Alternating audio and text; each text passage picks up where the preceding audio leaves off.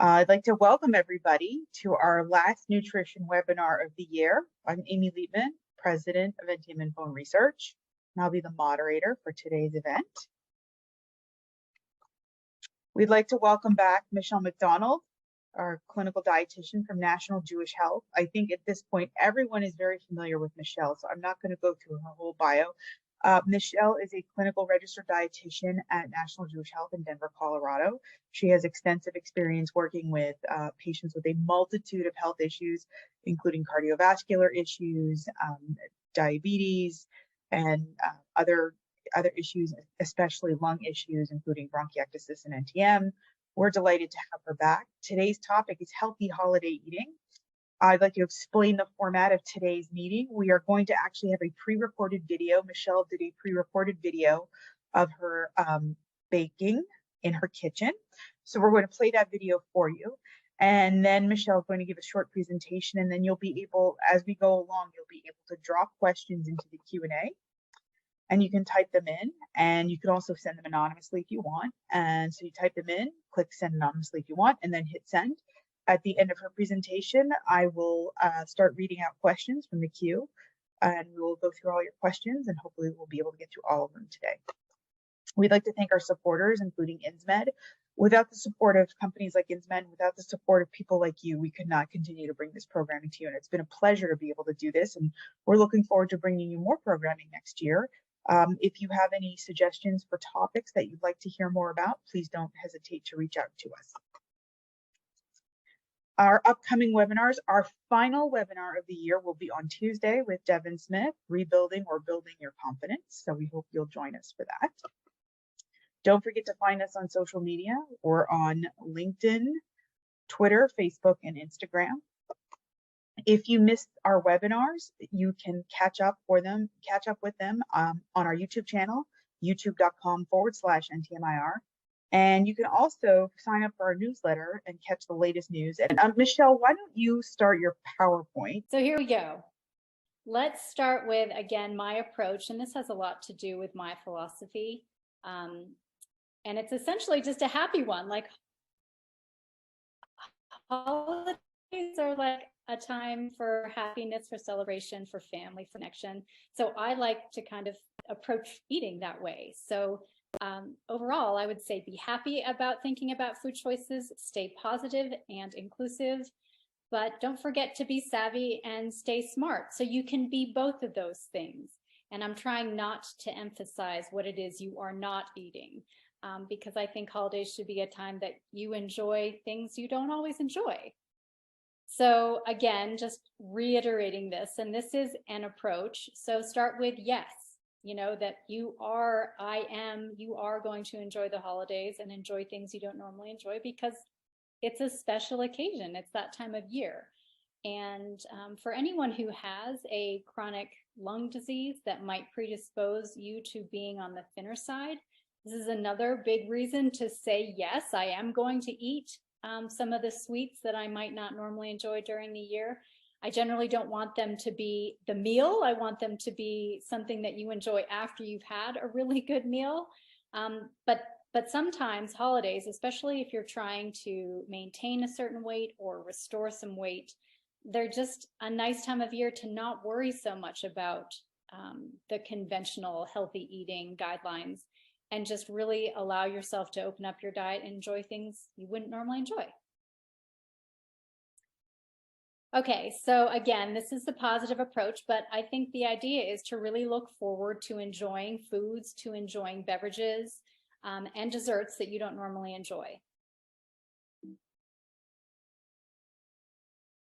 Okay, find room at your table for all those things that you absolutely love and really want. And usually we're talking about sweet things. But not always. Sometimes maybe it's a special entree. Like I don't eat red meat a lot, and I don't necessarily plan to eat red meat at the holidays. But if there is a nice meal, maybe there's a roast, maybe there's lamb, maybe there's a steak. This would be a time of year that I wouldn't worry so much about it because it's more about what you do every day from a health perspective rather than what you do on a special occasion. That really makes a big difference. And then, this is the savvy and smart part, still try and challenge yourself to either make or try foods that are a little healthier. So it is my opinion that in order to be healthier, you do have to kind of push yourself a little bit out of your comfort zone sometimes. And you have to try things that maybe you are closed off to otherwise. So I think you should give yourself, maybe see it as a challenge, like I'm going to try some things.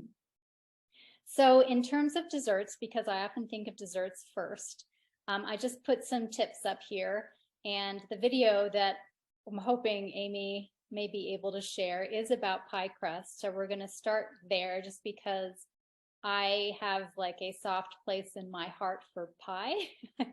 I can't quite explain it other than I do have a sweet tooth. So in order to make pie a little bit healthier, I would start with a crust, and I have found a recipe that uses canola oil, and I generally will use like an organic canola oil, then it's non-GMO. But any liquid vegetable oil works in this particular crust. And if we get to see the video, you'll hear this again. But my little side story here is that I tend to like to cultivate, or I like to curate foods and good recipes. So I'm seeking them out all the time. And I think that's an orientation that helps you learn to evolve your eating habits. So I happened to be in a Whole Foods in Cherry Creek, which is a really bougie area in the Denver area. I don't remember what I was doing there, because this was close to 15 or 20 years ago. And it was around the holiday time, and there was a sampling table, and a woman there, she was sampling pieces of pie. And of course, like I said, I have this like weakness, or I just have this love of pie. So I was seduced by her little sampling table, and I walked over and I started a conversation with her. And this woman actually had a pie company locally here in Colorado. And she made her pie crust with, I think it was canola oil. And I had noticed that because I had been seeking out healthier items. And I was like, oh, and then I struck up a conversation with her. Anyway, I invited her to my house. She ended up showing me how she made her pie crust. And that's the crust I use today. So I'm going to credit Mary Horrocks, who started the Ivy Ray Pie Company with this. And I like collecting recipes. I like sharing recipes, and I like giving people credit where credit's due. So this is my share with you, and hopefully the video will be an extension of that.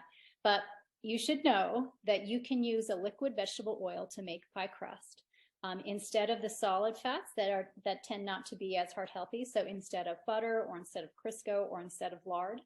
And you can use, I tend to use a neutral oil. You could use avocado oil. I use liquid organic canola oil because it is a little bit less expensive than the avocado oil.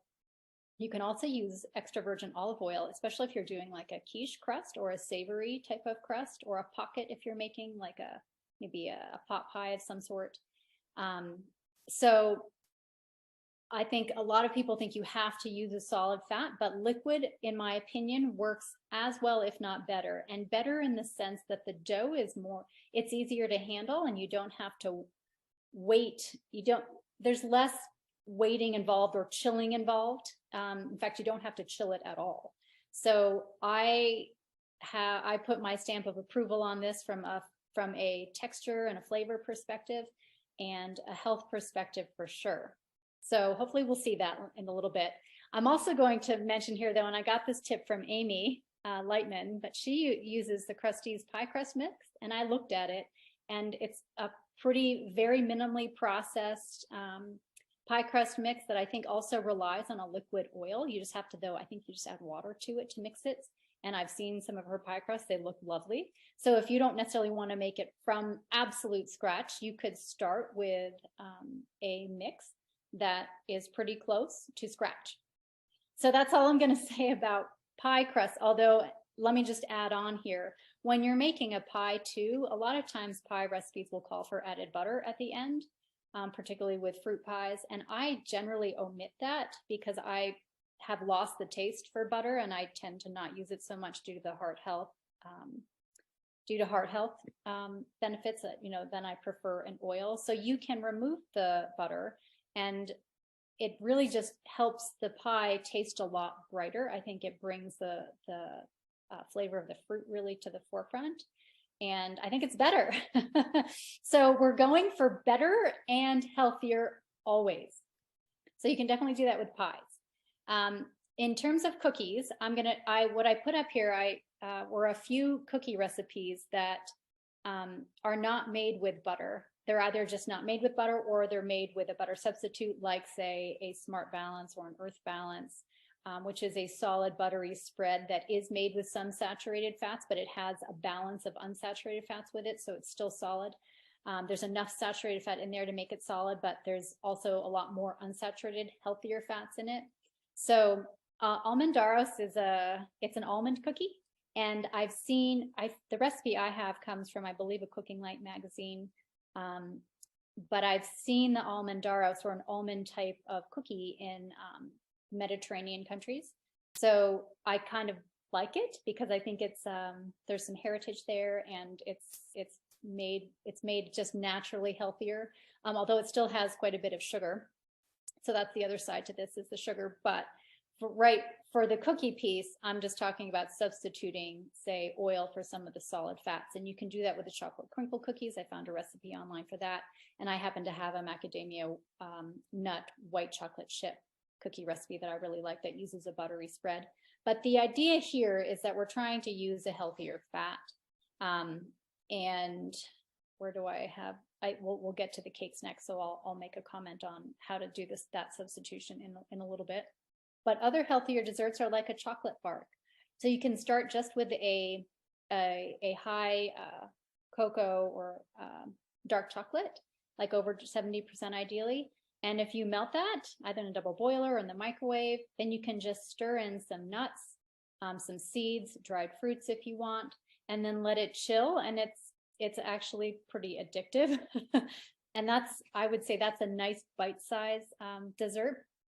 You can also do quick breads, and with quick breads, I would say with pie crust, with quick breads, with cakes too, it's very easy to substitute out the solid fat like butter or otherwise, and put in a liquid fat. The substitution works beautifully. And so I haven't said this yet, but in general, when you're removing solid fat like butter, or particularly butter, but Crisco too, and lard, and when you're substituting in an oil, what you want to do is realize that solid fat like butter is only 80% fat. The 20% of that butter is actually, it's either protein or it's a moisture liquid. So when you take out, say you take out a cup of butter from our recipe, and if you want to, butter is 80% fat. If you want to put in oil, which is 100% fat, just realize that the butter that you're taking out, the 1 cup of butter that you're taking out, 80% of that butter is fat. So when you put oil in, which is 100% fat, you're only going to use 80% of the volume of butter that you took out. And let's just, for the sake of rounding, we'll say, take out a cup of butter, put in 3/4 cup of oil. But then you have to make up for that moisture that you took out. And so you add moisture back in. Take out a cup of butter, maybe put in 3/4 cup of oil, plus 1/4 cup of some other type of moisture. Maybe it's egg, maybe it's milk, maybe it's water. But you're essentially replacing the fat and the other moisture, and maybe some of the protein that's in that butter, with oil, which is 100% fat. So then you, again, reduce the volume and add in some liquid and protein. And I hope that wasn't too confusing. Feel free to ask afterwards. But it's a fairly easy substitution and can be made with almost anything that you are trying to bake or make. With cookies, it's a harder substitution, as I've found, but with almost everything else, it's doable. And some cookies are, as the ones, for instance, the ones I've mentioned here, work. And if you're going to use a solid substitute for butter, like the buttery spread, then it is easy 1-to-1.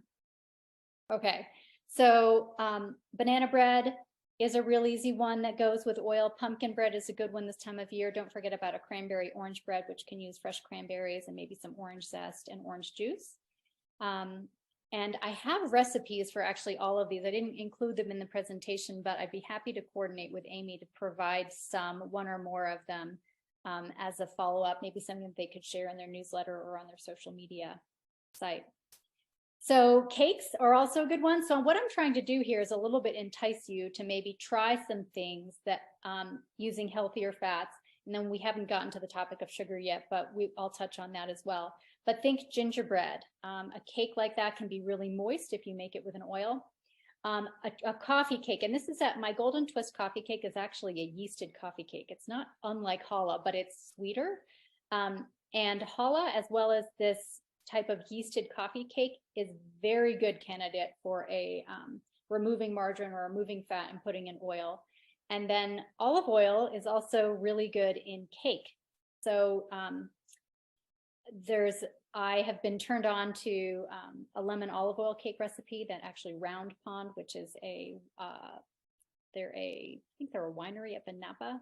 I just, again, through the grapevine, through people that I know, I've been turned on to that, which I think is really lovely. And maybe it's something you wouldn't normally think about making this time of year, but again, this is part of the challenge to maybe think of something new, especially something new that might have a healthier twist to it. And then, of course, don't forget fresh fruit.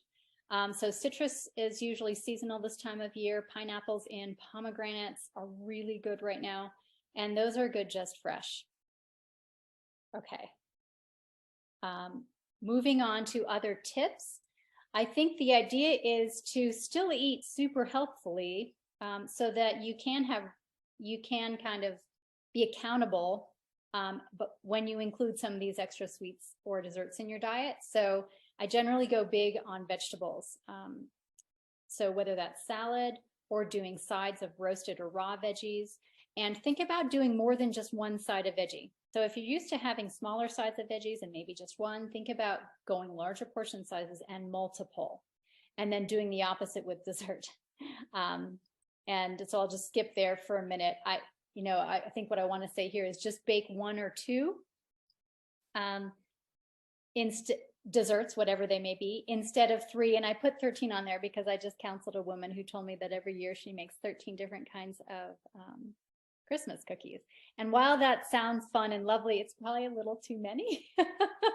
So if you could maybe shrink the desserts, but keep the ones that are really, really good for you, really, really special, really important to you, then you can keep them in kind of in a more controlled way instead of going way overboard.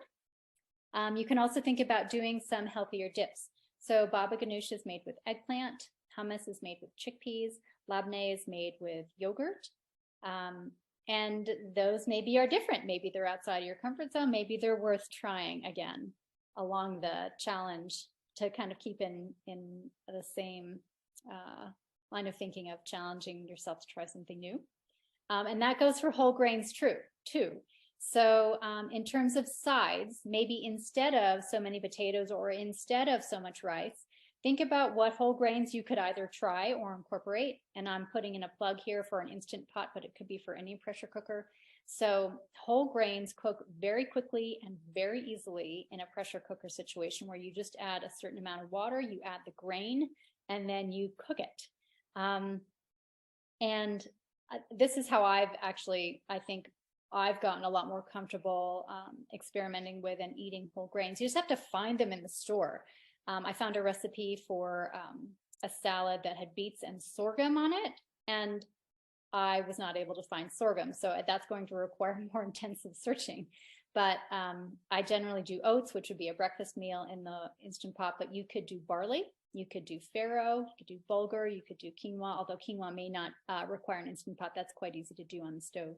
And then there's other ones. You can find millet, you can find teff, you can find amaranth, depending on where you live and what's available. But that might be just kind of a fun thing to experiment with. You're going to get different tastes, you're going to get different textures, and there'll be a nice side to replace maybe some of the heavier starchy sides that you would normally enjoy. You can choose leaner meats. So whether that's chicken or turkey breast, and you can pick them whole or you can do it ground, which is a nice substitute sometimes for beef. But if you're going to pick a red meat, try and go with 96% lean. If you're doing a roast, look for a rump roast, which tends to be leaner. If you're going to cook it slowly or in a pressure cooker, then you actually won't notice that much difference between like a chuck roast versus a rump roast.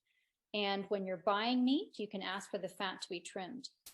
So I generally will try and strategically go to a meat counter, or if I'm going to get chicken or fish, and I'll go when there's not many people there. And if I'm getting chicken, I'll even ask them to trim it for me there, so I don't actually have to touch it too much when I cook it. And it's just, the same goes for red meats.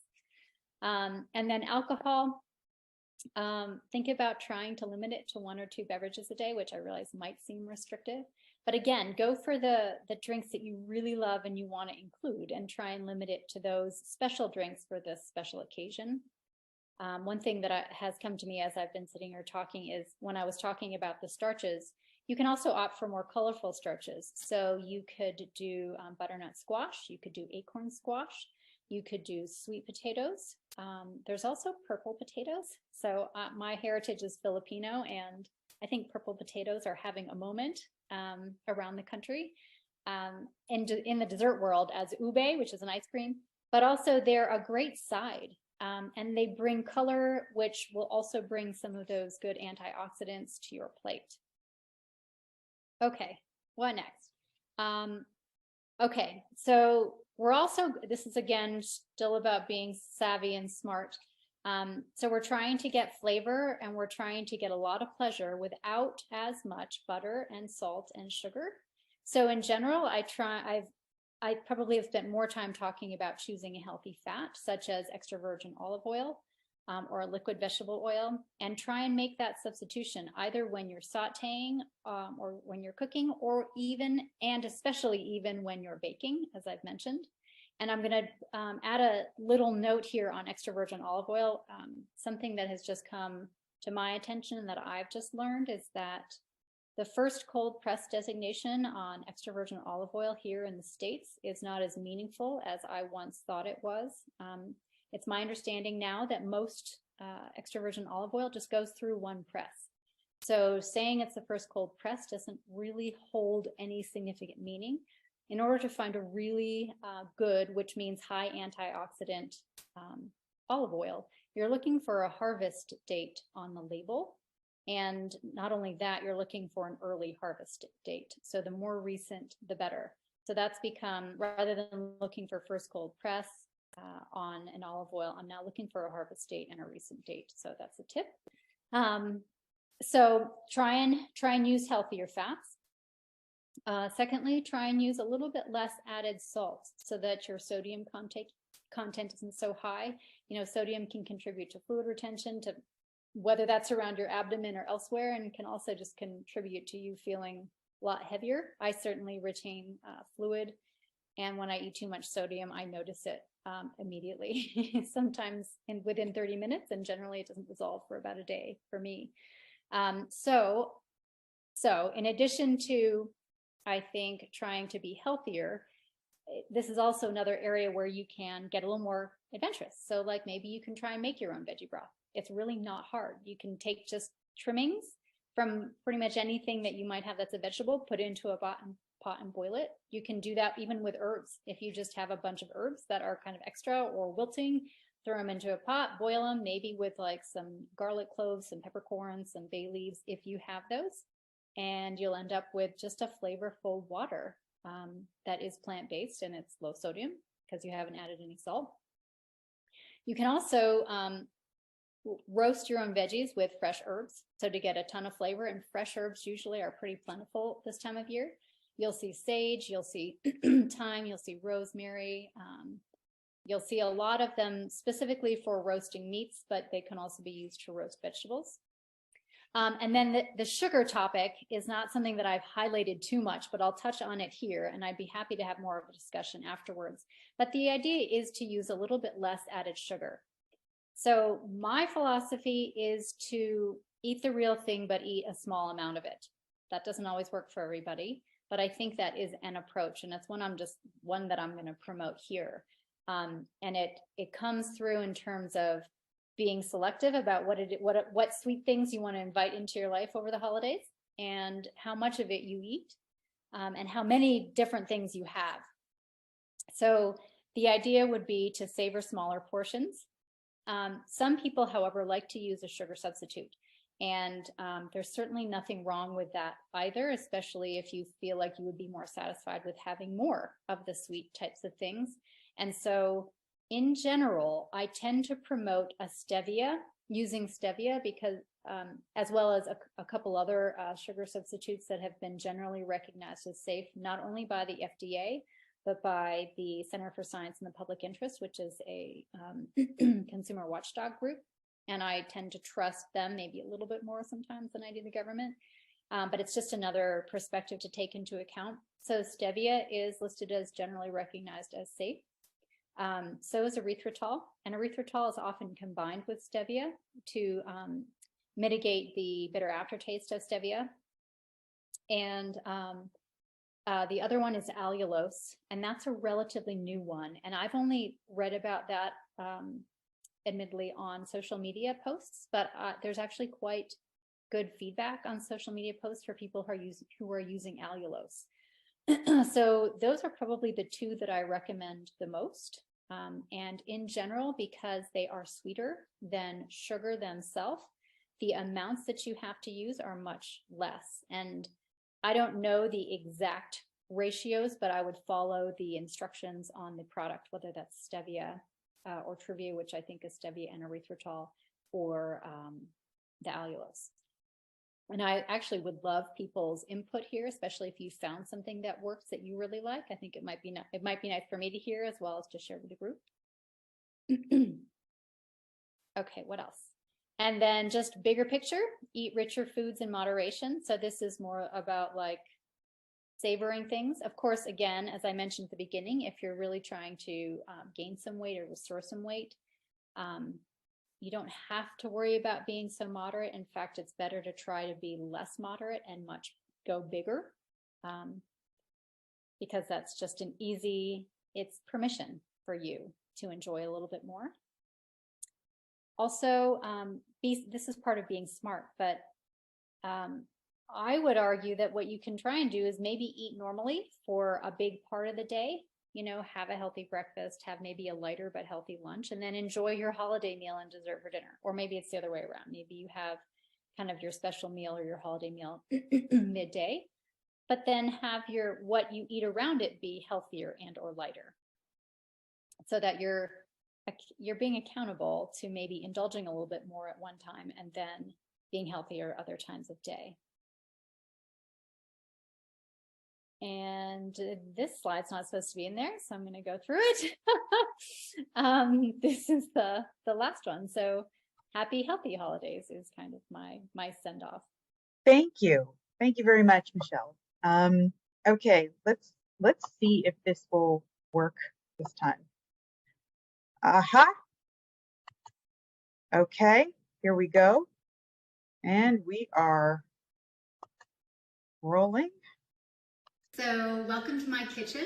I'm going to share some pie making skills today.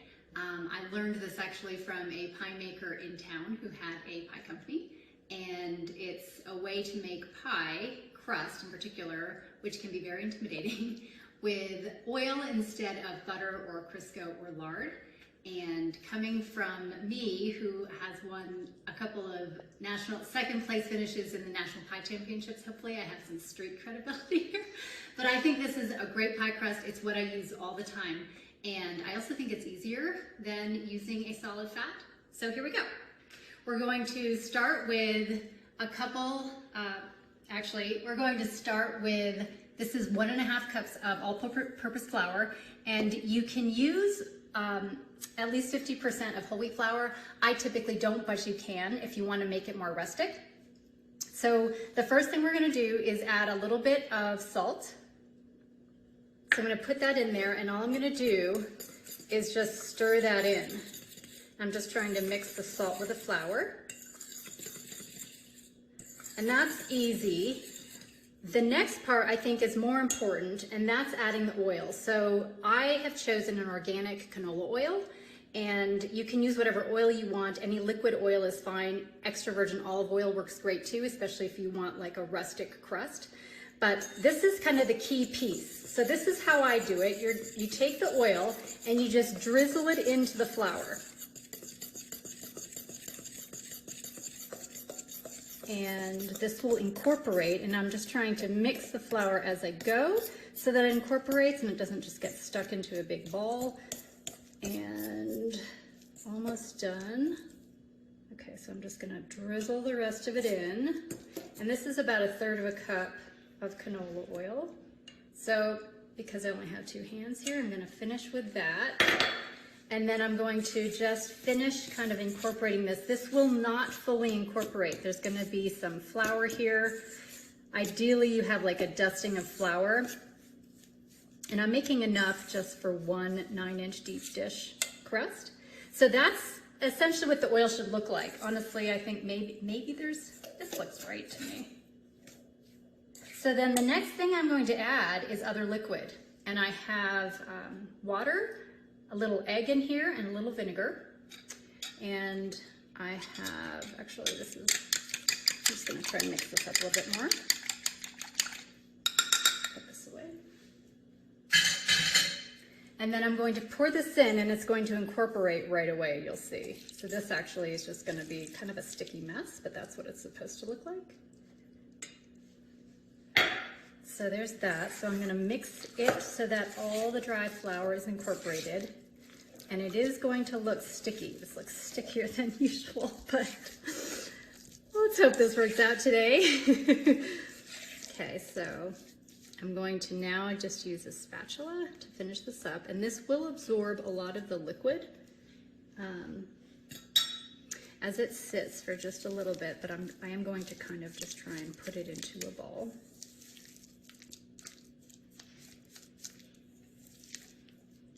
Okay, and that does look moist, I'm not gonna lie, but sometimes it does, but I do think that as this sits, as I prep the rolling out surface, it'll be okay. And even if it is a little bit wet when I add flour to it, when I roll it out, it'll be okay. Okay, so let's take a break here, and I'm going to make the area to roll it out. So the way I do this is I actually use wax paper.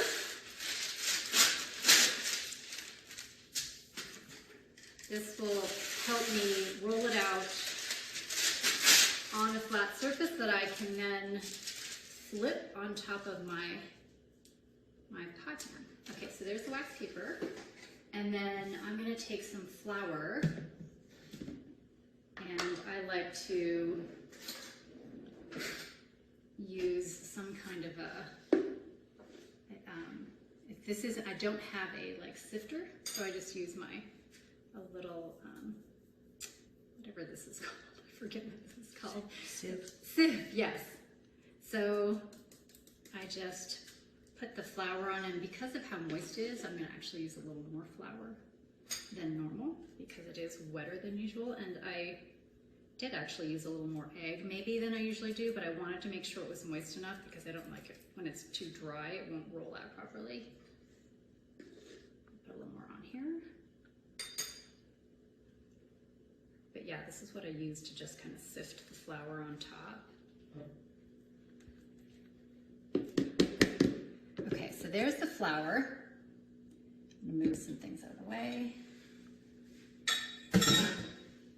Okay, so let's look at the dough. It looks a little wet, but we're gonna go with it. So it's not usually this wet, but it is today, so we're gonna go with it. And I'm gonna use all of it.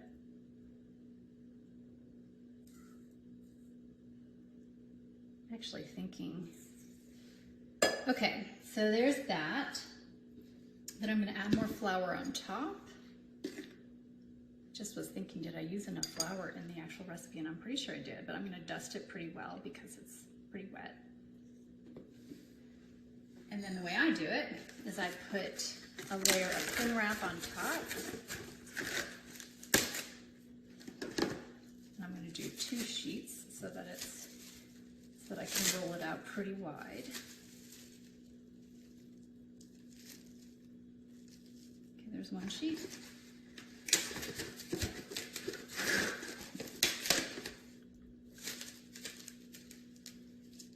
There's another sheet. And then I'm gonna take my rolling pin. I've got a heavy marble rolling pin. It doesn't have to be marble. but it is nice that it's heavy because it tends to just roll on its own. And I'm going to try and make this into a circle. Usually start from the middle and then I roll out. It's good to try and get all of the sides involved. And the key is not to roll it out too thin, but also don't leave it too thick. And okay, this is looking not bad.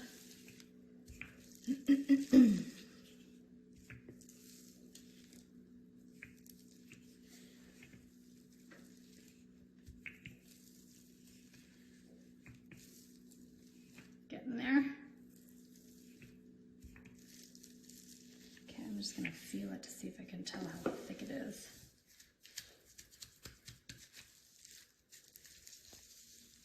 Okay, so that looks pretty good. It's just, I don't know if it's round enough, but I have a 9-inch deep dish pie pan that I'm going to just oil.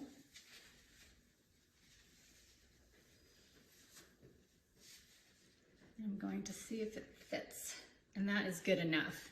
So here's where the utility of the wax paper and the cling wrap come in, although it might be not as environmentally friendly as I would like, but you can see it's really wet. But usually when it's not so wet, this will just pull off, and any of the really wet spots I'm going to cover in with some flour. I'm going to take the next one off too. You can see it is really wet. I think in my efforts to like make this perfect, it turned out too wet, but we're gonna get it. Okay, there's that. You can see a lot of it sticking to the paper. That's not normal. Okay, so now you can see I've added a lot of flour.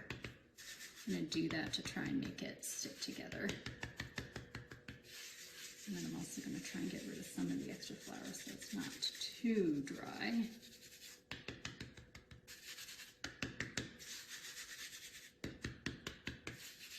Okay, there we have it. So we've got the dough. Now I'm going to flip it over to the pie pan.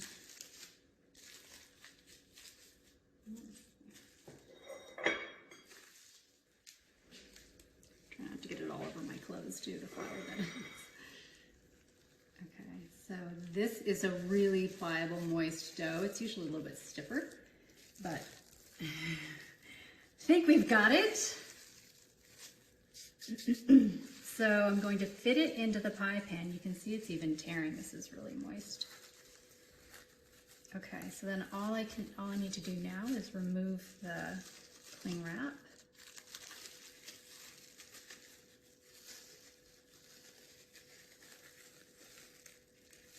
And this usually just pulls off without any problem, but it's like I said, because it's so moist, it's not coming off as well as it normally does.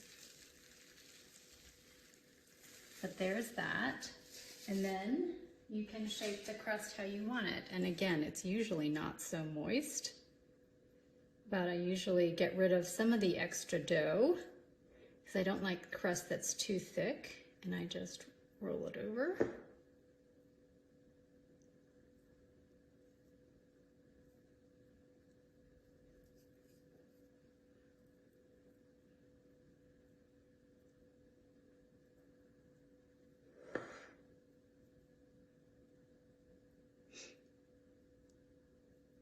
Again, it's not usually this sticky. Okay.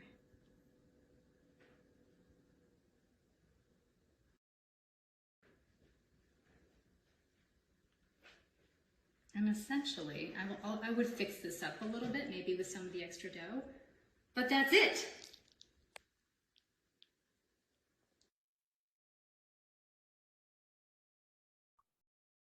So that was the video. Thank you. Very good. Thank you, Michelle. That was great. We will start taking questions and answers. We already had one actually in the chat. We actually had somebody ask about the recipe itself. And Michelle, if we can get the recipe, we will gladly send it out to everybody this week. Yeah, I will send it. I responded to the chat and then it disappeared. So, but Oh, happy to send that to you after this. So you perfect. can share. That would be great. So as we're waiting for some questions and answers to drop in, and this is a really good time for you to think about the things that you're preparing for your holiday meals and think about some of the things you might want to try and substitute and drop those questions in. Michelle can answer some of those questions. But as we're waiting for some of those questions to appear into the Q&A, I wanted to just share the Krusteaz story. The Krusteaz crust that I had found the first time I used it. And I want to add that there were no pie crust or kitchen harmed in the making of this video. There were no fire extinguishers necessary. Michelle is a pro. The first time I made a pie crust and made a pie, it was a double crust, so there was a crust on top, and the top crust was a mangled mess. So I just want to encourage everybody, if you make your crust the first time and you look at it and you're like, this is not working out, it's not okay, take the crust, ball it back up, roll it back out, try it again, it'll work.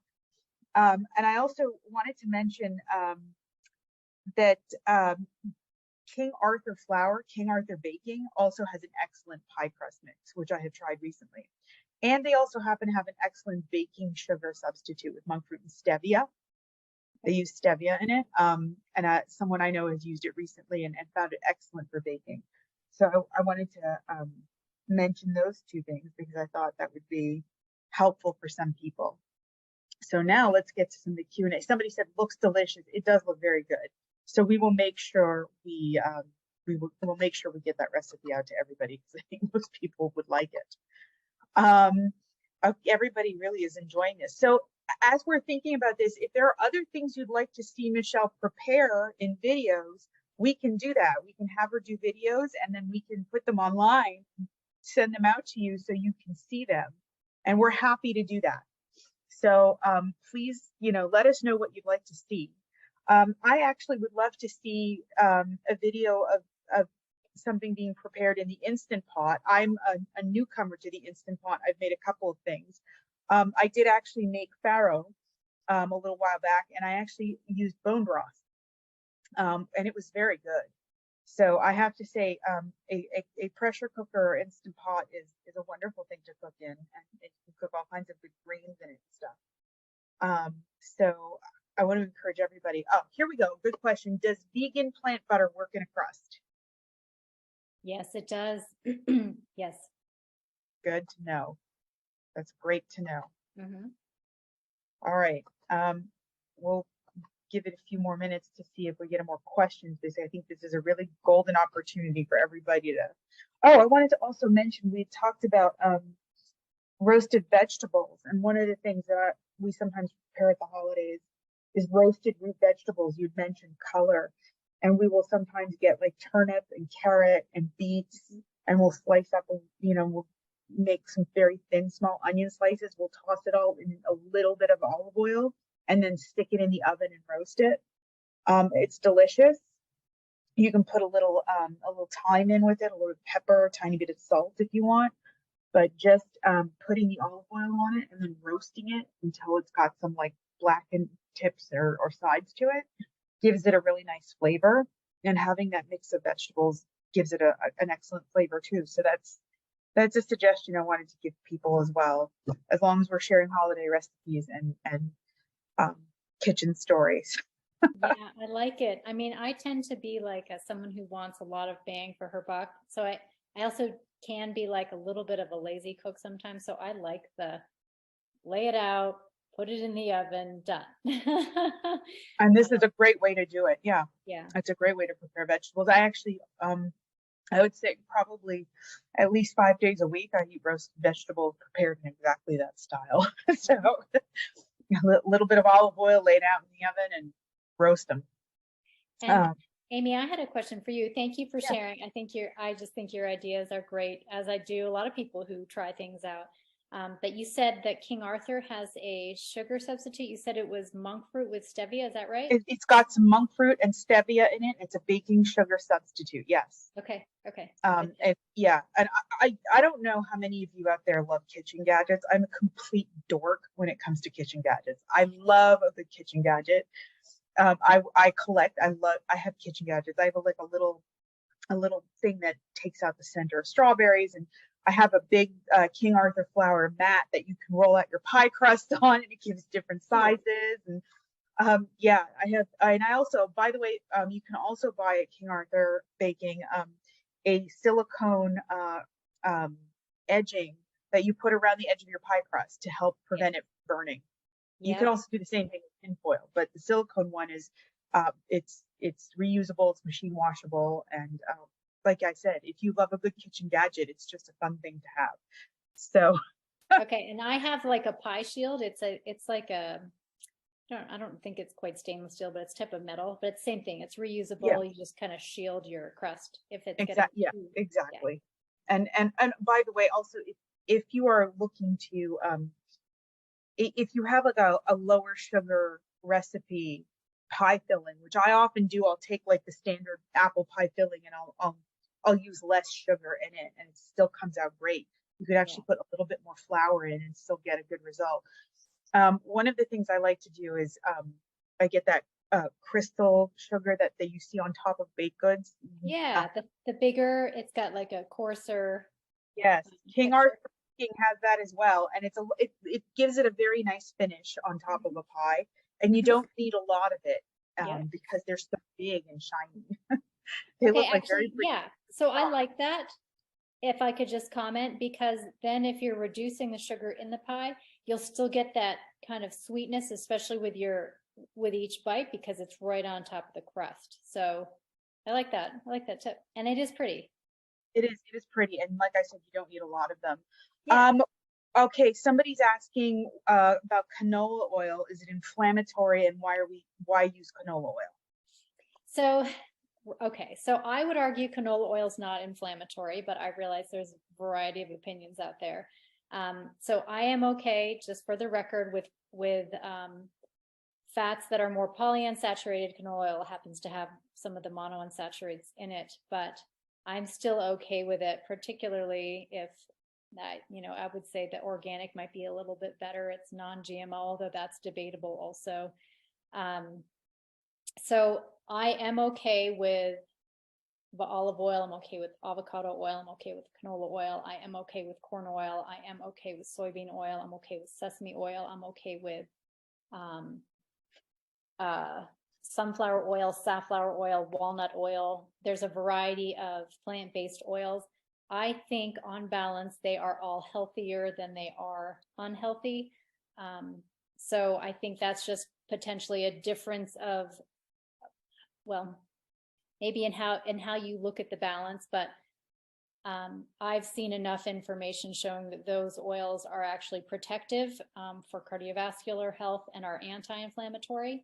So I teach that, but I understand that there's other viewpoints out there. And if you don't want to use canola oil, you certainly don't have to. You can pick another liquid plant-based oil. There's also the question of quantity. I mean, if it's a third of a cup and that's all you're using, then you're talking about 8 slices. Yeah. So yeah, that's a good point. It's a very small amount that you're going to be eating. Somebody's asking if you can explain about the olive oil again. If it goes through one cold press, should we look for a more recent harvest date? So can you explain the pressing, the cold press thing again? Because yeah, so and this is based on information that I've gotten from actually an olive oil farm manufacturer in Italy, because I've been seeking kind of I like olive oil, so I'm seeking olive oils that have a very fresh flavor, a greenness about them, and they kind of have a peppery finish, which is another indication of the polyphenol content of the olive oil. So I happened to find one that I really like, and I was conversing with this particular, I guess, manufacturer, and they brought it to my attention that first cold press is something that's a little bit outdated, because in general, for most olive oil presses, it's my understanding that there just is one press. So all oil in general is the first press. So to state that on the label as if it's a marker of quality is a little misleading. And the more important marker is the harvest date, because that indicates how fresh it is. And it also generally indicates that you have a batch of olives that have come in from a harvest date and they have been pressed recently, ideally, rather than a bunch of olives getting blended together from various sources of potentially unknown quality and being created into a blend. That's a different animal than something where you have kind of trees that are cultivated, picked at their prime quality, and then pressed and harvested and pressed recently. So it's my current understanding that harvest date is the more important indicator of quality, and particularly a recent harvest date, meaning within ideally a month, but certainly within the past year. So I hope that clarifies it. Thank you. That's good. I like that you're actually going to an olive oil farm in Italy and getting these answers. I think it's very helpful too for us to understand it. Okay. So I would like to hear from anybody who has any more suggestions on topics they'd like to hear about next year for webinars, especially nutrition webinars. If there's any cooking videos or prep videos that you'd like to see from Michelle, this is a great time to drop that into the Q&A or the chat. And you can also contact us afterwards. You can always send us an email. We're happy to take suggestions all the time, but I'm glad people enjoyed this. I think it was a lot of fun. This is a different format. After our beginning technical difficulties, we got it going. So thank you very much for your patience, everybody. I appreciate that. I don't see any other questions and answers. So I want to thank you everyone for joining us throughout the year. And I want to thank everybody for joining us, for this one. And Michelle, thank you so much for giving us great webinars throughout this year. We look forward to more great topics next year.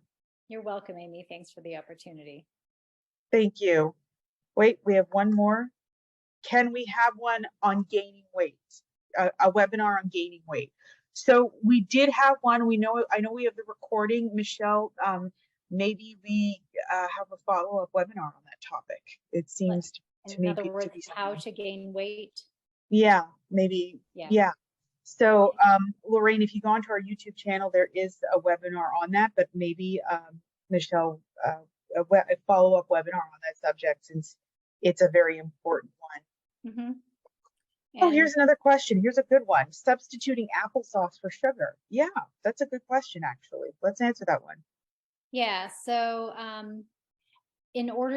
so you can replace fat and sugar with a fruit sauce like applesauce or a fruit puree. And my understanding is that you can, if you take out a cup of fat or oil, you can replace it with a half a cup of some kind of applesauce or fruit puree, and then keep the half a cup of the fat or the oil there.